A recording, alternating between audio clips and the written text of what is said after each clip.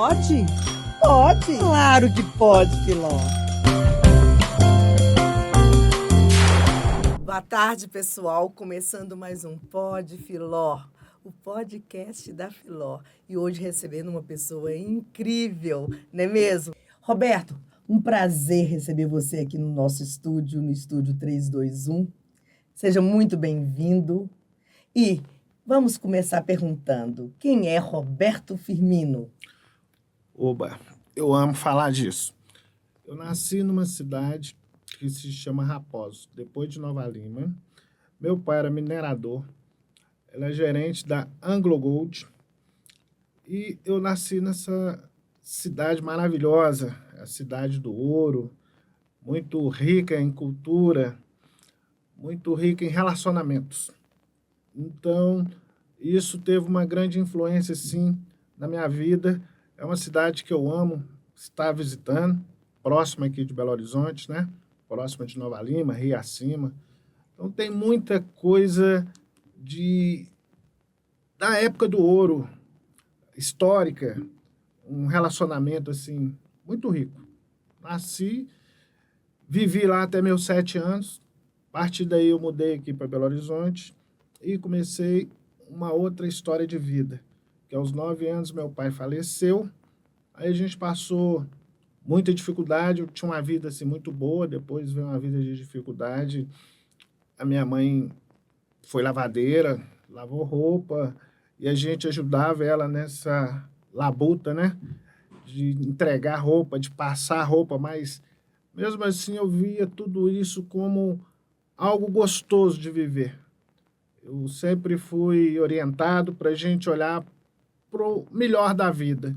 E que sempre, se você se organizar, a vida tem uma saída boa, no final, tem uma felicidade.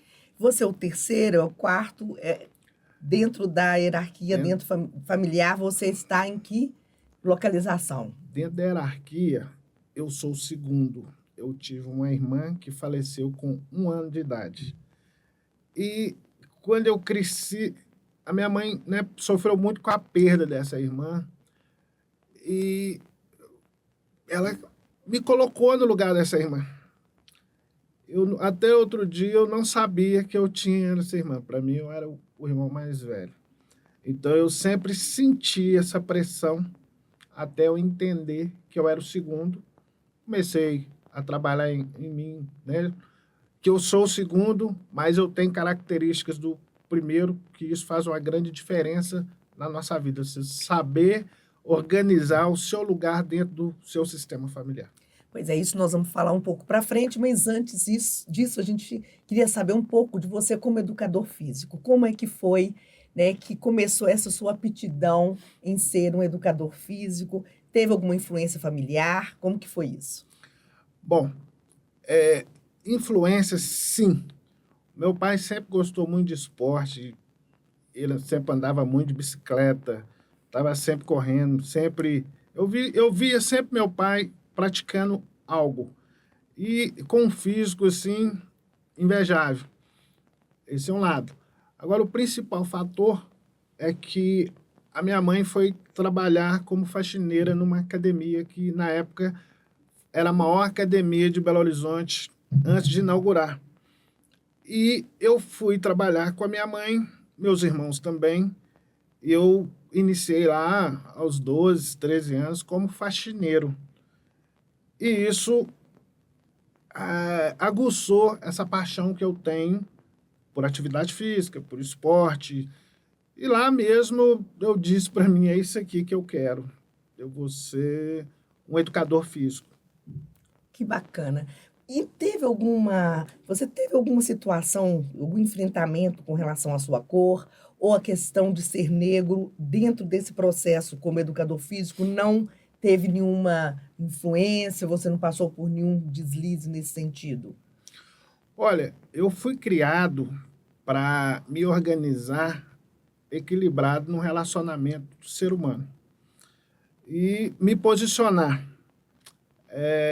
Então, no geral, eu nunca tive dificuldade. E lógico, assim, né? Quando eu trabalhava como faxineiro, lógico, eu não ia ter dificuldade nenhuma. Mas à medida que eu vim crescendo, algumas vezes houve umas situações que eu vou chamar de tensa. Mais tensa, mas eu tinha a solução. Sempre resolvi, nunca tive problema de racismo, nunca tive problema de cor, e sempre criei os meus filhos também para isso, para a gente se organizar bem com todo mundo. Porque o importante é quem você é, como você faz e o respeito que você tem pelas pessoas. Bacana, Roberto. Nossa, tem, né, larga experiência, então, nessa questão da dor, do físico. Eu queria que você falasse um pouquinho como que é que você vem trabalhando a questão da dor nas pessoas, principalmente de melhor idade. Olha, a história começa o seguinte, né? Eu trabalhei muito tempo em academia e muito tempo eu tive a minha academia. Eu observava os meus alunos, eu tinha contato com muita gente, que as pessoas tinham um processo de dor e dificilmente se curava. Não falando que tem limite a alguma profissão que trabalha com dor, mas eu comecei a perceber que estava faltando assim pouco investimento em conhecimento na relação com a dor. E a dor é um dos maiores mercados do mundo. São muitos profissionais envolvidos com essa questão da dor. E eu tive o privilégio de estar no meio, né? Que a academia, você está nesse meio assim diretamente, e desenvolver um trabalho com cura de dor que não necessita usar medicamento. É um trabalho de energia, e hoje a energia está sendo levada muito a sério, porque antes as pessoas olhavam para isso, falavam que era questão de religião, questão espiritual. Não. Nós, seres humanos, somos condutores e vibradores de energia eletromagnética. E quando causa um curto-circuito, ou quando a gente tem um desequilíbrio que faz causar um curto-circuito nesses canais de energia, aí a gente tem muita dor. E isso também está ligado à fisiologia do corpo humano, né? Posições inadequadas, emoções cristalizadas, são memórias que vêm dos nossos antepassados e memórias também que a gente desenvolve durante a nossa vida, desde quando a gente nasce até o dia de hoje. Memórias de sentimentos e sensações. E os sentimentos eles estão ligados diretamente à questão da dor. Voltando um pouco à cinesiologia, que é um trabalho que você faz também, que também é energético. Explica um pouquinho para a gente o que significa cinesiologia. A gente tem a cinesiologia acadêmica, mas a cinesiologia que eu trabalho se chama cinesiologia aplicada à medicina chinesa. Um cientista americano, na década de 60, ele descobriu, né, ele foi observando, então ele viu que tem uma grande conexão da medicina chinesa, da cromoterapia e da fisiologia. Ele fundiu tudo isso e desenvolveu um método de cura. Esse método de cura é como se fosse um avanço da acupuntura. E nesse método de cura, a gente usa as mãos, especificamente os dedos, para organizar a energia do corpo, e isso equilibra toda a estrutura. Quando você equilibra essa estrutura, você consegue desativar a dor. E sem uso de medicamento, e como sou educador físico, eu vim desenvolvendo alguns exercícios que eu oriento para os meus clientes para fortalecer a musculatura, que a gente precisa dos dois. Ter um corpo equilibrado e o músculo saudável. O músculo saudável é o músculo com força e com flexibilidade. Dentro, por exemplo, da cinesiologia, tem um remédio homeopático que você também indica, você como terapeuta, ou não? Não. Eu gosto muito de seguir a questão da minha profissão, que é a educação física, sem medicamento. E o nosso corpo, ele tem um dispositivo que é só você acioná-lo que ele desenvolve a cura. A gente tem que saber acioná-lo e tem que descobrir como. Ele começa a produzir uma química que cura a sua dor. Roberto, olha só, você também é mentor, né, empresarial para pessoas, para empresas que estão com dificuldades financeiras. Isso tem muito a ver, inclusive, com o seu trabalho que você idealizou, que é a história do dinheiro em meu sistema familiar. Eu queria que você falasse um pouco dessas duas questões, essa sua relação entre você ser consultor empresarial para empresas que estão na falência, estão por falir, né? Junto com esse trabalho que você desenvolveu que está sendo um sucesso, gente. Eu sou particularmente super grata, eu estou passando por esse processo, é realmente incrível, gente. Então, eu gostaria que você descrevesse um pouco sobre essas duas questões. Primeiro, quando você fala no meu curso, eu fico rindo à toa, me deixa muito feliz. E Que depois que ótimo. você falou que está te dando resultado, eu fico mais feliz ainda. Muito. Obrigada. Para as pessoas entenderem, né? Eu comprei, aos 28 anos, uma academia, eu não tinha um puto no bolso. Eu quero ser dono de academia. Então, eu fui um grande negociador. Eu ofereci o dobro para me pagar no tempo maior e se eu atrasasse 3 prestações, o ex-proprietário podia pegar de volta, ficar com o meu dinheiro. Então, eu tinha que dar para ele umas vantagens para mim ter umas vantagens. Outra coisa que eu aprendi no meu seio familiar. Todo mundo tem que sair ganhando um acordo.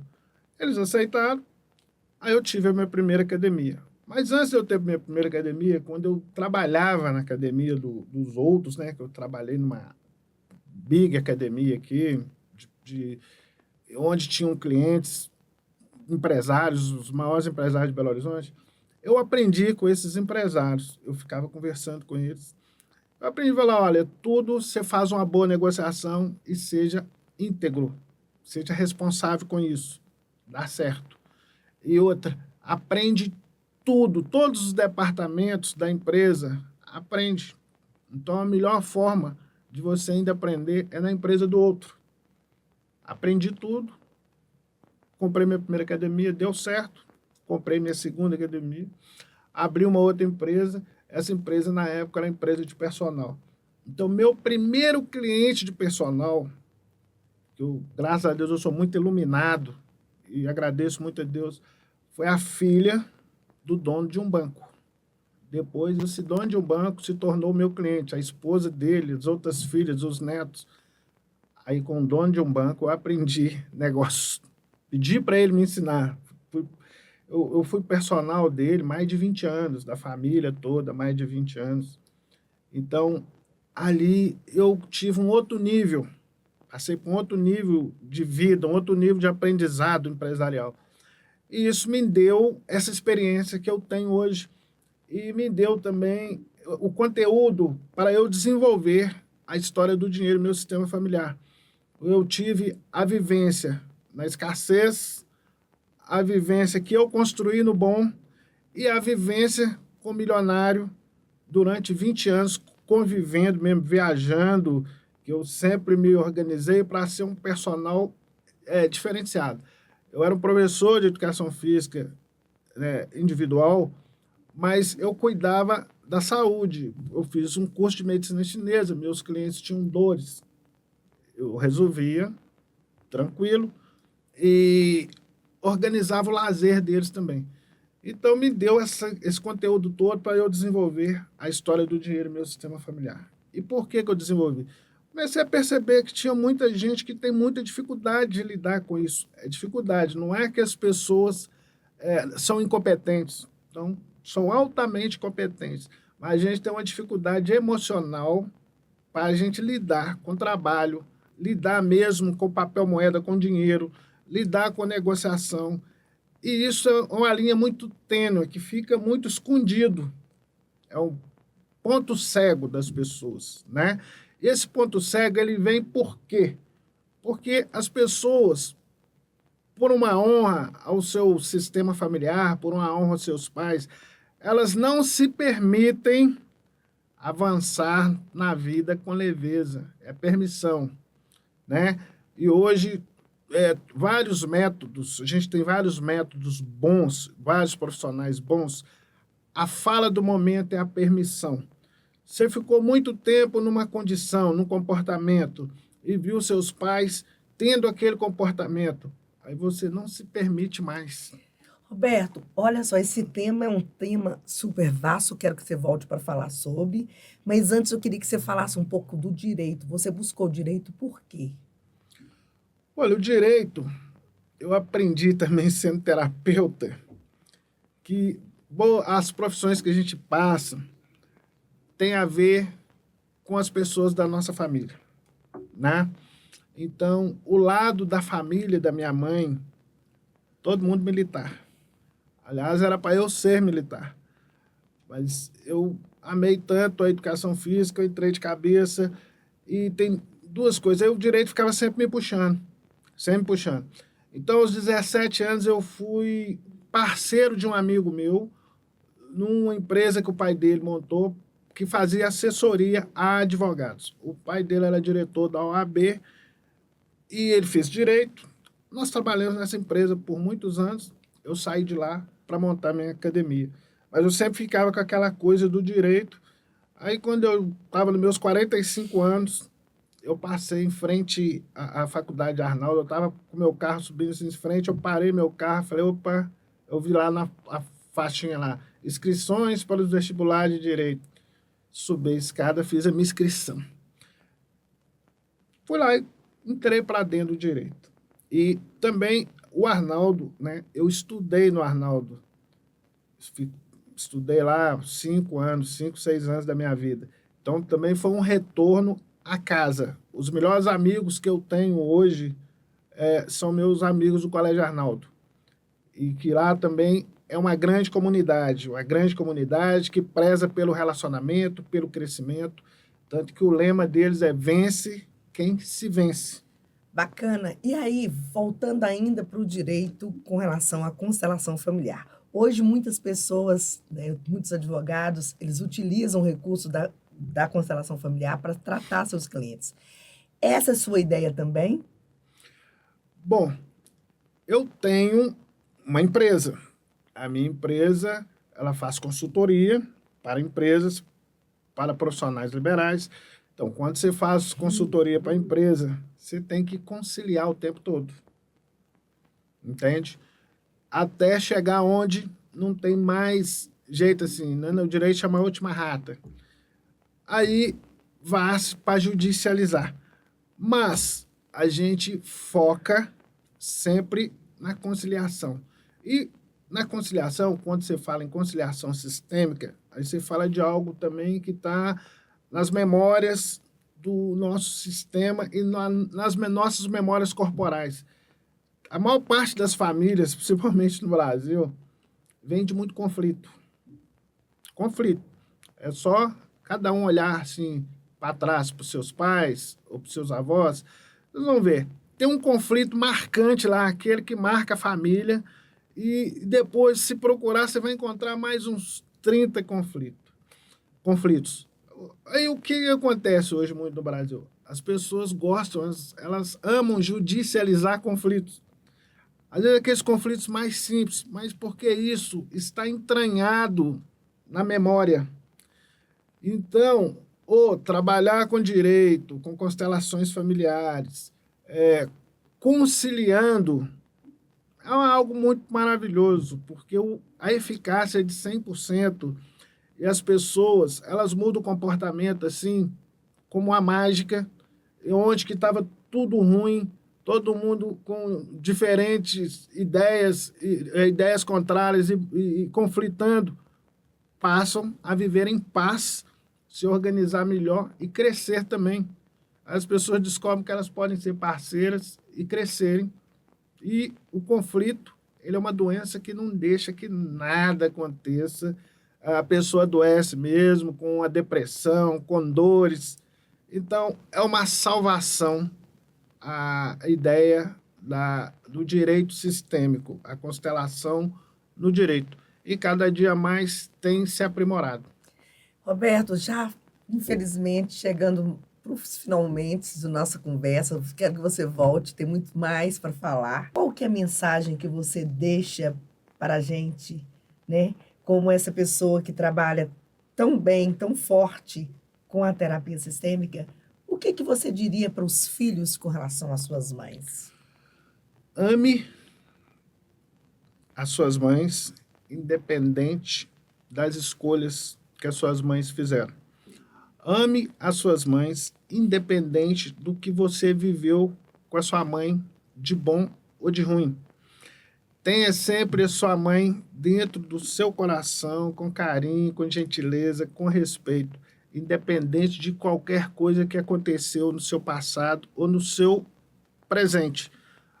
Mas nós, seres humanos, nós necessitamos ter dentro de nós a força representativa da imagem das nossas mães. E as nossas mães nunca são culpadas, elas sempre dão o melhor, elas sempre fazem o melhor para a gente. É só você parar para sentir que você vai perceber o amor da sua mãe e o quanto isso engrandece a sua vida. Gente, maravilhoso, né? Fantástico, Roberto Firmino. Quero te agradecer do fundo do coração ter, né, comparecido aqui no estúdio para a gente conversar um pouco. E a gente vai voltar mais com esse homem, esse grande homem aqui, né não? Pode, Filó? Claro que pode, Roberto. Maravilha. Estou muito feliz. Então, até o próximo episódio. Pode? Pode. Claro que pode, Filó.